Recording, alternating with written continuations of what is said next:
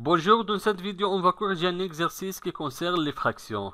On a un exercice calcul et donne le résultat sous la forme d'une fraction.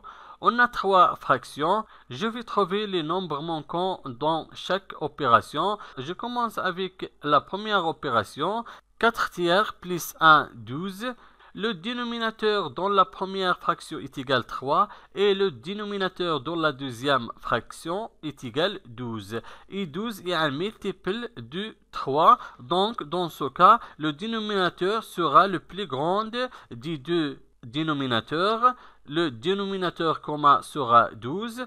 Vous voyez ici, la deuxième fraction ne change pas. Le dénominateur, c'est 12. Donc, il faut réduire le dénominateur de la première fraction. Pour obtenir 12 dans le dénominateur de la première fraction, il faut multiplier 3 par 4. 3 multiplié 4.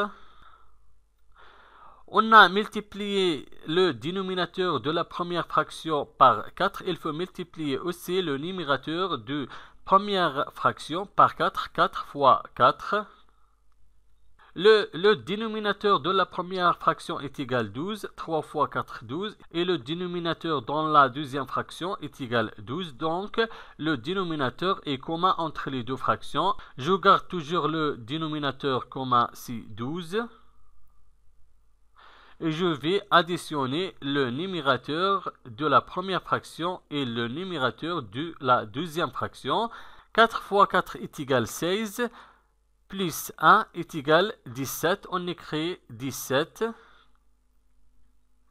Maintenant, je vais chercher les nombres manquants dans la deuxième opération.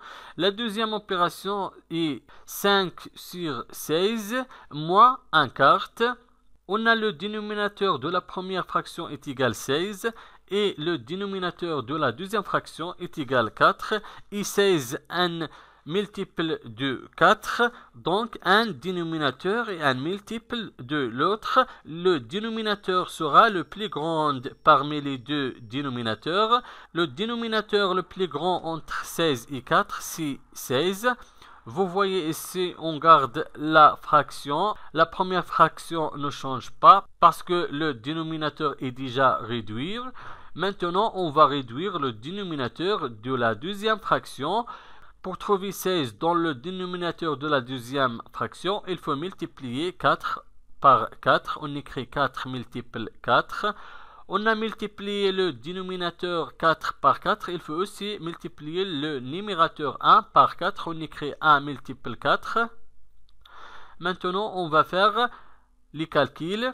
1 multiple 4 est égal à 4. Donc, 5 moins 4 est égal à 1. Et dans le dénominateur devient commun. 16 dans la première fraction et 4 fois 4 est égal à 16. Aussi, dans la deuxième fraction, on a les mêmes dénominateurs est égal à 16. Donc, je garde le dénominateur commun 16.